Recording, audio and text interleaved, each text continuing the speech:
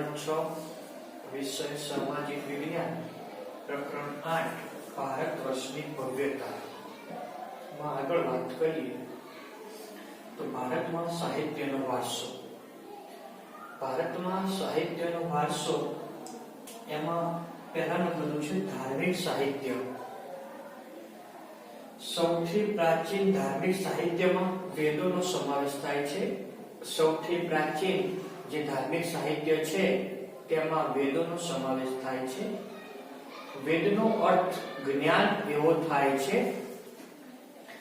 હવે આ વેદોની સંખ્યા 4 છે. ઋગ્વેદ, યજુર્વેદ, સામવેદ અને અથર્વવેદ. આ વેદોની સંખ્યા 4 છે.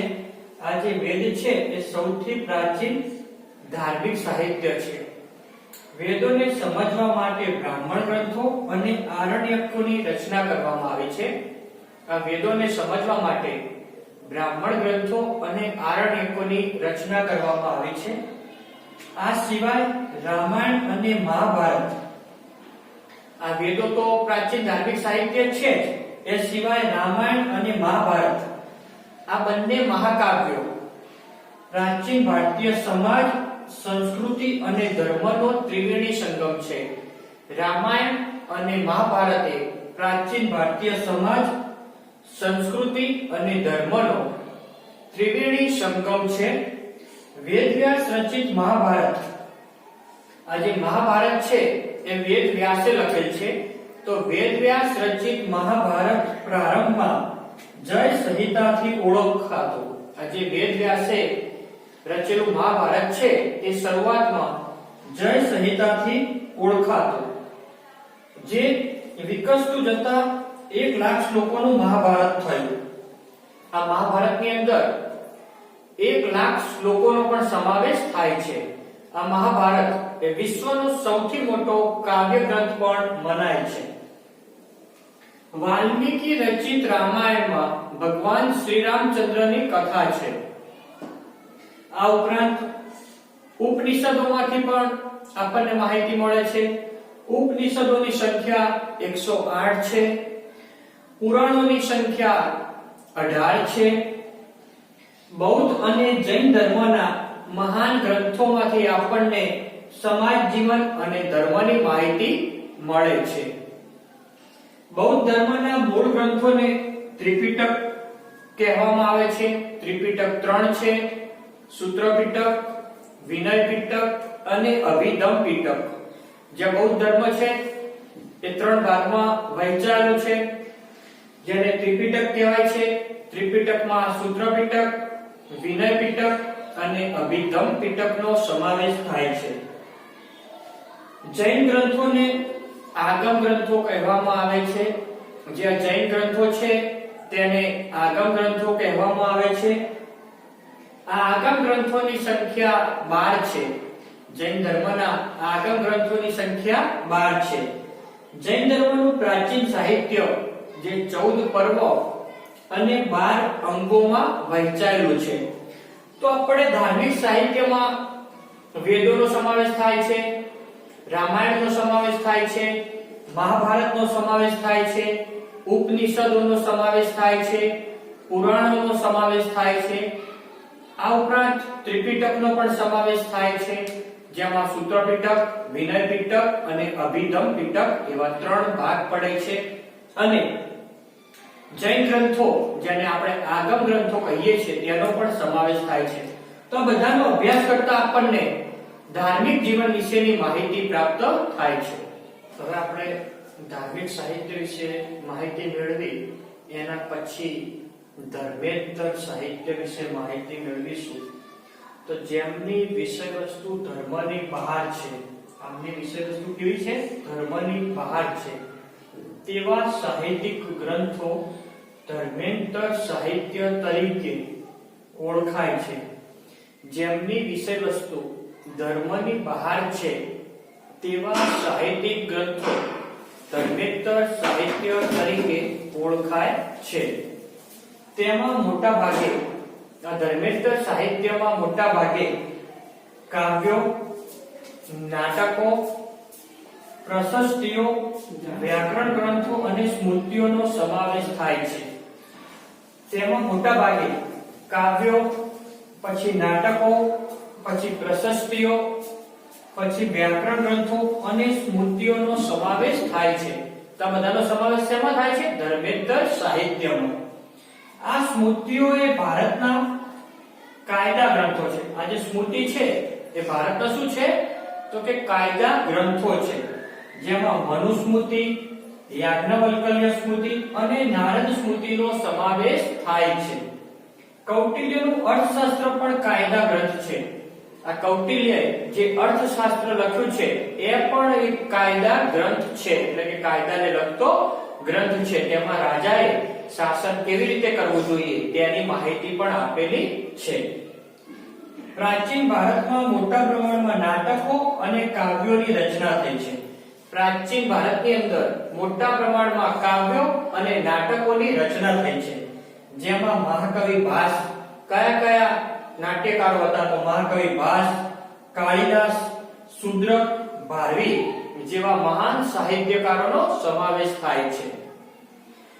આવા અગત્યના મહાકાવ્યો અને નાટકોમાં અભિજ્ઞાન શાકુંતલમ, જે કાલિદાસે લખ્યું છે, અભિજ્ઞાન શાકુંતલમ, રઘુવંશમ, મેઘદૂતમ, કીર્તાજુન્યમ, સ્વપન વાસવદત્તમ અને મુચકટિકમ વગેરેનો સમાવેશ થાય છે.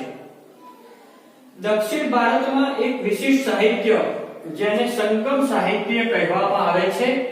ખાસ યાદ રાખજો કે દક્ષિણ ભારતના વિશિષ્ટ સાહિત્યને કયા નામે ઓળખવામાં આવે છે? તો દક્ષિણ ભારતના વિશિષ્ટ સાહિત્યને સંગમ સાહિત્ય તરીકે ઓળખવામાં આવે છે.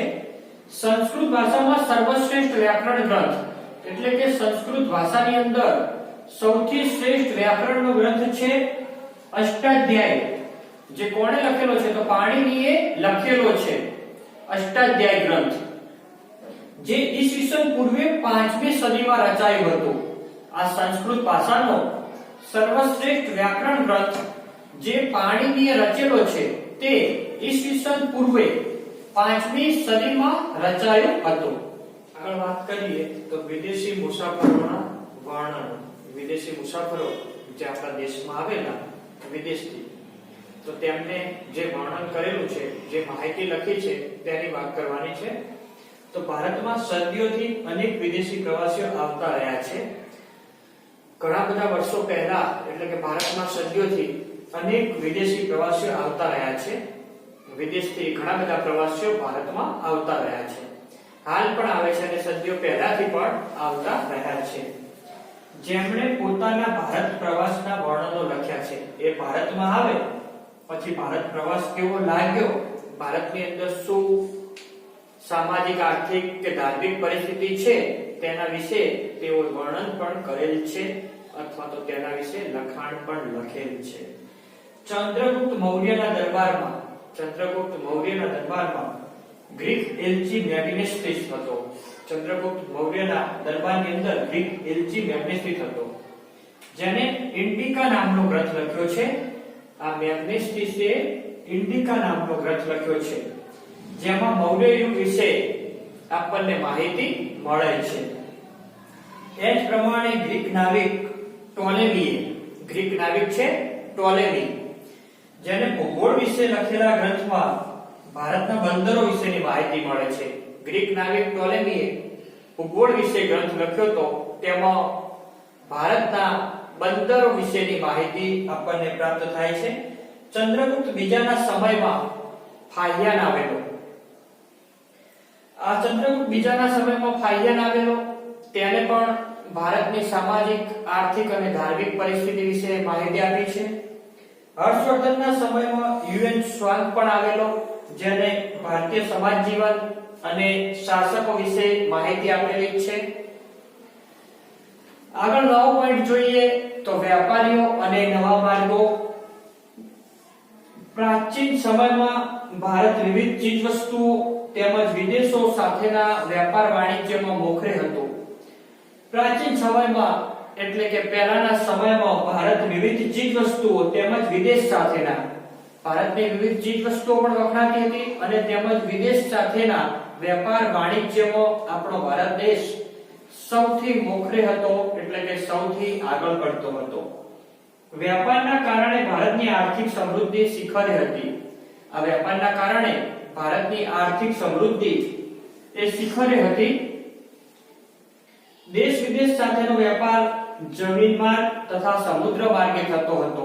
ભારત બીજા દેશ સાથે વેપાર કરે કે દેશ વિદેશનો વેપાર હોય તો કાં તો જમીન માર્ગે થાય અથવા સમુદ્ર માર્ગે થતો હતો. લોથલ હડપ્પીય સંસ્કૃતિનું મોટું બંદર હતું. આ જે લોથલ છે તે હડપ્પીય સંસ્કૃતિનું સૌથી મોટું બંદર હતું. ખાસ યાદ રાખજો કે આ જે લોથલ છે તે હડપ્પીય સંસ્કૃતિનું સૌથી મોટું બંદર હતું. લોથલના લોકો માટીકામના વિવિધ ઘાટના વાસણો અને વિવિધ દાગીના બનાવતા હતા. આ જે લોથલના લોકો છે એ માટીકામના વિવિધ ઘાટના વાસણો, લોથલના લોકો માટીકામના વિવિધ ઘાટના વાસણો અને વિવિધ દાગીના બનાવતા હતા. પ્રાચીન ભારતમાં ચિત્રકલા. પ્રાચીન ભારતની અંદર ચિત્રકલા વિશે માહિતી મેળવવાની છે. ચિત્ર મનુષ્યના મનોભાવને પ્રગટ કરતું વિશિષ્ટ માધ્યમ છે. આ જે ચિત્ર છે એ મનુષ્યના મનોભાવને પ્રગટ કરતું વિશિષ્ટ માધ્યમ છે. જે ચિત્ર છે મનુષ્યના મનોભાવને પ્રગટ કરતું વિશિષ્ટ માધ્યમ છે. સાથે સાથે જે તે સમયની વાસ્તવિક પરિસ્થિતિનું પણ ચિત્રણ કરે છે. સાથે સાથે જે તે સમયની વાસ્તવિક પરિસ્થિતિનું પણ ચિત્રણ કરે છે. મનુષ્યના મનોભાવોને પ્રગટ કરે છે, સાથે સાથે જે તે સમયની વાસ્તવિક પરિસ્થિતિનું પણ ચિત્રણ કરે છે. ભારતમાં સૌથી જૂના ચિત્રો પાષાણ યુગના મળી આવે છે. ભારતમાં સૌથી જૂના ચિત્રો પાષાણ યુગના મળી આવે છે. યાદ રાખજો કે ભારતમાં સૌથી જૂના ચિત્રો કયા છે? તો સૌથી જૂના ચિત્રો પાષાણ યુગના મળી આવે છે. મધ્યપ્રદેશમાં ભીમબેટકા નામના સ્થળેથી પાષાણ યુગના સમયની આદિમ જનજાતિએ દોરેલા 500 કરતા પણ વધારે ચિત્રો મળી આવે છે. મધ્યપ્રદેશનું જે ભીમબેટકા નામનું સ્થળ છે તેમાં પાષાણ યુગના સમયમાં આદિમ જનજાતિએ દોરેલા 500 કરતા પણ વધારે ચિત્રો મળી આવે છે, જે આજે પણ એટલા જ જીવંત છે. જે આજે પણ જીવંત છે એટલે કે સહી સલામત એ ચિત્રો છે. અજંતા ઇલોરાના ચિત્રો વિશ્વ વિખ્યાત છે. અજંતા ઇલોરા જે અજંતાની ગુફા છે એમાં અજંતા ઇલોરાના જે ચિત્રો છે એ વિશ્વ વિખ્યાત ચિત્રો છે. પદ્મપાણિનું વિશ્વ વિખ્યાત ચિત્ર ભારતીય સંસ્કૃતિનું ઘરેણું છે. પદ્મપાણિનીનું વિશ્વ વિખ્યાત ચિત્ર એ ભારતીય સંસ્કૃતિનું ઘરેણું છે.